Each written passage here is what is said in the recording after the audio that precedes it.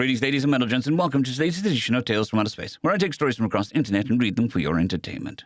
This particular story is called The Time We Doxxed a Devil, written by Redundant Fridge. When humanity had integrated with the galactic community, they brought along with them a new boiling pot of culture for the various alien species to indulge in. Like many newly inducted races, some cultural rituals had staying power, others were just momentary fads. Out of all the things that would become an opiate for the galactic masses, VTubers became one of them. No one quite fully understood the appeal of the VTuber craze. Then again, some of the species who indulged in the genre of entertainment didn't know either. Broken down to their absolute foundation, many individuals had abandoned their development synapses and returned to their primal senses. They unhealthily financially supported the specific human's entertainment business to an unprecedented degree, and sometimes to their own personal detriment with reckless expenditures. In fact, the amount of monetary enrichment related to VTuber phenomenon became so prevalent, some galactic governments had to push back the cultural impact of VTubers. Due to thorough research, the introduction of VTubers actually dropped the galactic productivity by a noticeable number. The increase of xenoconsumption of human internet culture forced several groups to develop smear campaigns to prevent the contamination of human media into their own spheres of influence. In their own circle, a galactic web had constructed their own terminology to understand the unusual influence of VTubers. Eventually, they all just agreed to call everyone Sims under the assumption that it was a convoluted acronym that got lost in the dissemination of the original meaning. Because of this, several governing bodies had unironically adopted the term simp to describe the unusual circumstances surrounding their citizens indulging in loose spending on virtual streamers. Dare say some may refer to it as raw, idol worship. Without consulting humanity on the matters of VTubers, the mental health institutions of the galaxy considered designating the simp phenomenon as a mass hysteria event on an unprecedented scale. While the galactic governing bodies, mental health institutions, and galactic work productivity quota were burning down trying to perform damage control, the galactic web had other plans. Many purists, bored Xenos, wannabe anarchists, and everyone in between teamed up together to harass human VTubers. The integration of the human internet and galactic web had not fully established at the time, however. The art of harassment and unhinged racism was universal. There were a few victories while forcing a VTuber off their platform. Most had remained steadfast in the face of galactic tyranny. In a few cases, for the VTubers who left their human colonies to mingle with the galactic community, they got doxxed. For that, it was essentially a death sentence. As it turns out, members of the galactic web were much more willing to exit their homes and perform much more than merely touching artificial grass. Stalking, vandalism, assault, and internet xenos were proving themselves to be a menace to societal relations. It became so prevalent, the focused hatred bled from the galactic web and picked up widespread news on human social media. While both social media communities were at each other's throats, one unusual exception remained among the outworld of virtual entertainers. A VTuber named Jean-Marie Petit, a French albino femboy known for his artwork, fashion, and cooking, occasionally plays games, but people tend to stick around for his deep knowledge on many topics, such as war history and firearms.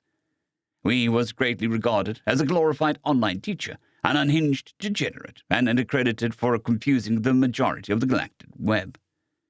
When he got doxxed, his real name was revealed to be Camille Saint-Exupéry. His real face and address became available. The only information available on Camille were his credentials in French cuisine and authoring books on African conflicts, social relations, and survival in wilderness and urban settings. Miraculously, his actual appearance matched his VTuber avatar, making him much easier to track down, though his specific name and combination was so unique that it was incredibly straightforward to find him regardless. Yet the man continued as if nothing happened. It became apparent to the wider community that Camille became enemy number one to less than the savory portions of the galactic web. Where lesser people would have buckled under the weight of all the hatred, he persisted. The man even collected some of the death threats his associates received and read them to his audience. He laughed at the amateurish nature and lack of creativity in the threats, and then went into detail on how he would have done it. No matter the context, Camille became known for absolutely insulting and taunting his detractors, mostly for being boring, generic, and uninspired. This enraged the underside of the galactic web even further. Unlike the other VTubers they had physically harassed, this one was special. A larger section of the galactic web had decided to visit his house. Prior to this event, it was made out to be a much more permanent solution. In the words of the event curators, it was a livestream event where the unnamed perpetrators intended to break into his house and thoroughly dismantle him mentally and physically. Hundreds of thousands of the truly depraved and curious logged in to observe. When the team entered, the house had all the lights off. When one of the members went to turn on the lights, the switches were not working. In their confusion, they wandered in the dark with their flashlights on. The house itself was immaculately organized and clean. Not once did the intruders even think about why it was so easy to enter the front door. Not a single soul on the team paid heed to the small details, like how the windows were reinforced, or how the door itself had most of its security features disabled prior. Even before all of this, no one questioned why there was such a lack of information on the man's history, while other Doxxed VTubers had their entire histories exposed. The chat itself was split, with some screaming for the team to abandon the mission, while others posted emojis of their eggplants and spitting equivalent. The cameras they utilized were high quality. They captured small details in the illuminated darkness, and the sound was crisp.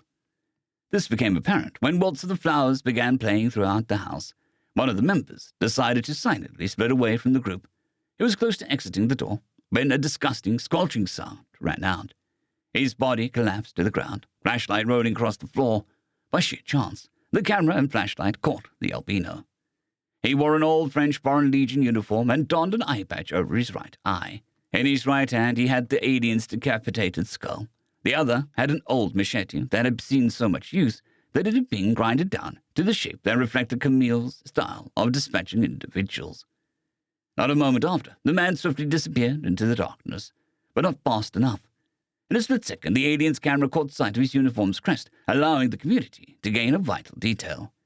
His name, tape, read Passé, not Saint-Exupéry.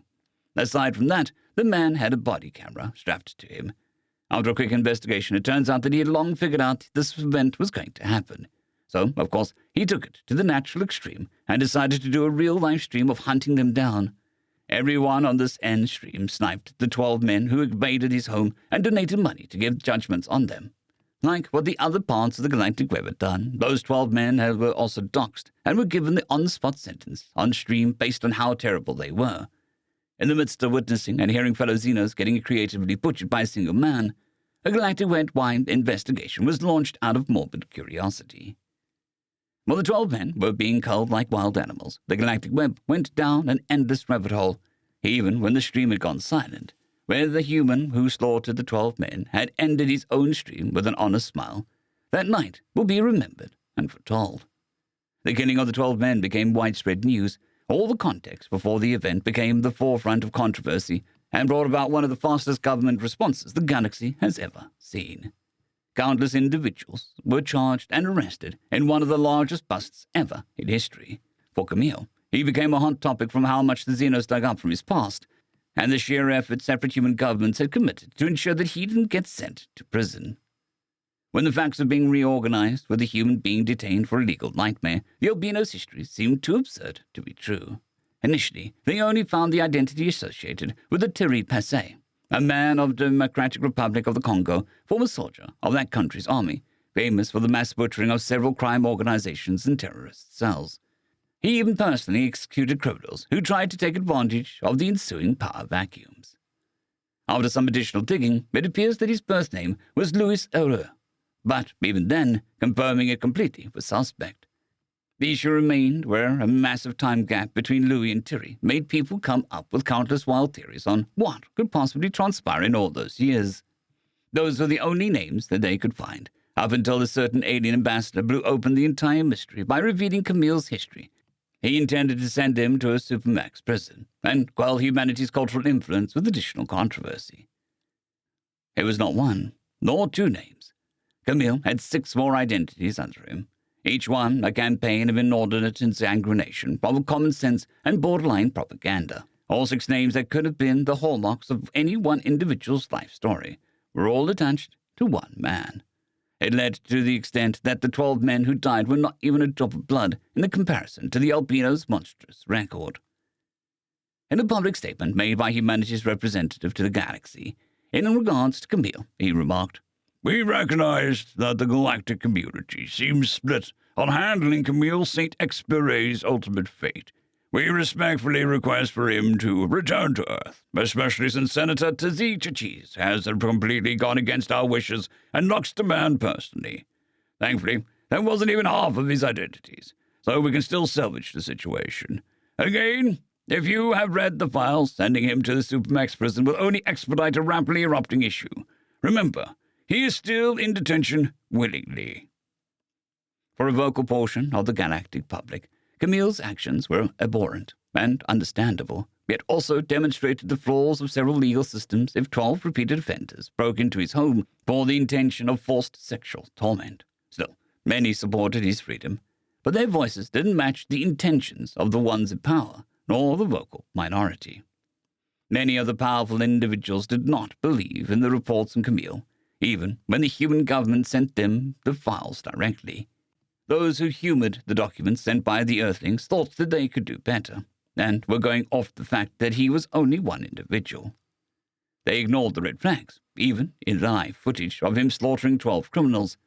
Their own hubris had condemned them singular human, thus he was made an example of. His final judgment was a 360 Earth-year sentence to the Agridi Supermax prison, one of the largest prisons in the galaxy. Among widespread protests and public outcry, they all got limited by the disgusting amount of social media control. Of course, many individuals believed that was the end of it all. Days, weeks, months, nothing more had come out of it. Even the human governments who were vehemently defending Camille had gone quiet. Members high up in the galactic governments believed that they had won, even by a petty victory, up until one of them decided to perform a surprise inspection on Ogirides. To the inspector's dismay, Camille was not there. In fact, he hadn't even been inducted into the prison. In a fit of rage, the lizard alien stormed into the warden's office. "Warden Basil, explain yourself," the man in charge casually said at his desk. Behind him was a covered painting. It seems you just found out. The heavily built crustacean-like alien passively reacted. The inspector slammed his hands against his desk. "Warden, explain why the fuck Camille isn't locked up in your prison." His teeth grinded heavily against each other in fury. "Because I exonerated him personally," the warden answered, causing the other man to get closer to his face. "Warden, you don't just do that. The man had 360-year sentence, and you have no authority to do that." The warden did not flinch. "Sir, allow me to state that my purpose in this prison is to secure, contain, and protect all assets within the vicinity. All staff members and inmates are my responsibility.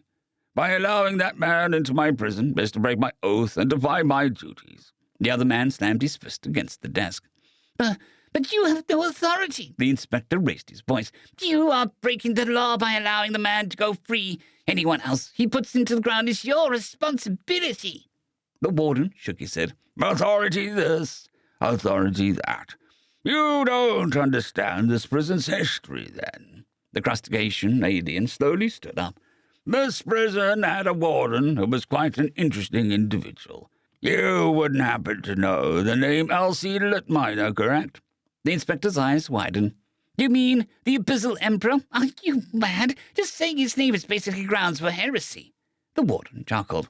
"That only proves my point further. For you see, when that being served as warden here, he enacted an oath on these lands. That individual was an extension of the Abyss. He was a dominion unto himself. Very tread became territory of his homeland.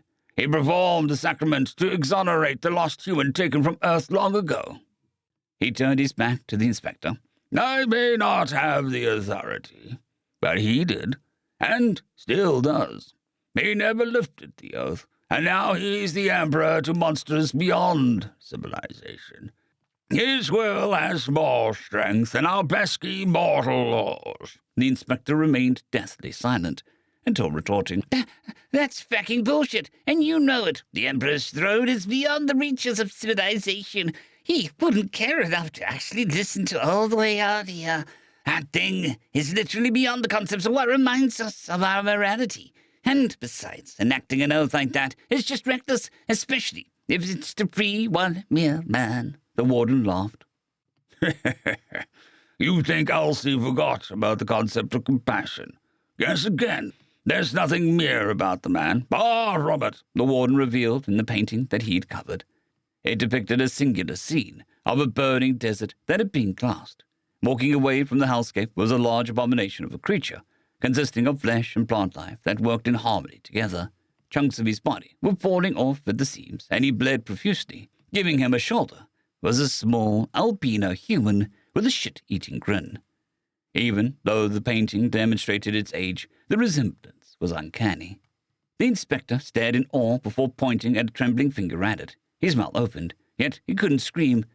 He steadied his breathing before weakly saying, Mr. Visor, explain how is this possible? Is that battle what I think it is? The crustacean did his version of an amused laugh.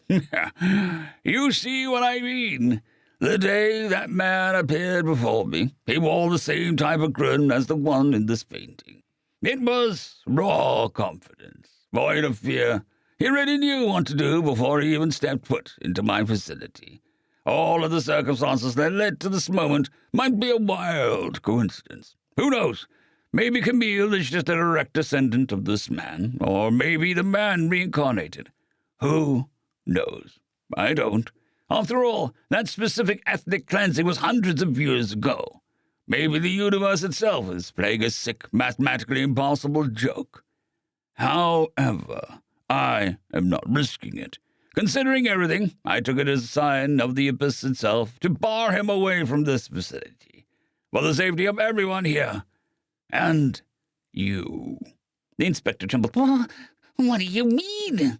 The warden sighed. Are you serious? The fact that you are standing here right now is proof that Camille decided to not pursue you, or any of the other people who gave him a 360-year sentence. Be glad he decided to continue his retirement. The lizard man dwelt on the warden's words, then exhaled sharply. His stare darted away. He could no longer look him in the eyes. I have nothing else to say. Have a wonderful day, Mr. Visor. The inspector pulled out his cell phone, took a picture of the painting, turned, and began to calmly walk out. Mr. T.Z. Chiches, I recommend that you leave that specific human alone. Even if he isn't the Emperor's closest companion, his capabilities are the real deal. I am saying that as a man who has seen his fair share of horrors, this is your last chance. The former ambassador nodded his head. That's why I took a photo of the painting. After that, he left and contacted his associates. That single painting had caused a ruckus in the upper echelons like a war had been waged. Everything had been researched, verified, double-checked, triple-cross-checked. The painting had been in the prison for hundreds of years as its own personal treasure. The fact that Elsie was present from the planetary ethnic cleansing in the painting turned out to be true. As for his human companion, his existence was verified to be frighteningly factual, even down to who he actually was. And when he got abducted from Earth, Vasco Crido, Portuguese harbour master, merchant, warlord, estimated abduction year in accordance with the Earth calendar 1717. Ultimate fate contested. In spite of that, he left his own mark in the galactic history. However, it was associated with Elsie, not him. Vasco was concealed by the ones left alive to tell the tales. Those who decided to remember him only called him by a title, the Albino Devil. Despite that, the Emperor of Unspeakable Horrors also shared that title. In fact, the interchangeability between the eldritch inhabitant and the human only elevated the mortal to greater heights if he could not be indistinguishable from them. Due to the state of affairs in the worst-case scenario, no one dared to tempt fate for surpassing the threat of death. Even the most hard-headed politician understood not to mess with powers beyond mortal comprehension. At all levels of chain of command, Camille was officially and quietly cleared of his sentence and became untouchable. Afterwards, nothing more came of the individual named Camille Saint-Exupéry. In fact, the man vanished without a trace. Out of curiosity, Z. Chiches decided to search for anyone named Vasco Crido. He ended up getting a match. Though there were no pictures of the specific individual, his art style gave him away. The Albino ended up becoming a main artist of a series of comics based on historical accounts of humans who were abducted by aliens in the past. Seemingly, The universe led Tzee to the Albedo as he was working on his third tale, Vasco Crido, the Heart of Evil, because his current name was the same as the historical figure. People from all walks of life poked fun at the artist for making a self-insert. A biography meant everything else in between. The artist only made one remark to the ungodly amount of memes. "You joke, but all of you are technically not wrong." He refused to elaborate and caused another part of the internet to burn out with their own theory crafting. Whether or not his comment was a joke, it mattered little. Tzee took this event as a sign of his god and left the man alone, and did not inform his co-workers of his discovery. The human was left alone to his own devices, and officially ended his tale in peace. End of story.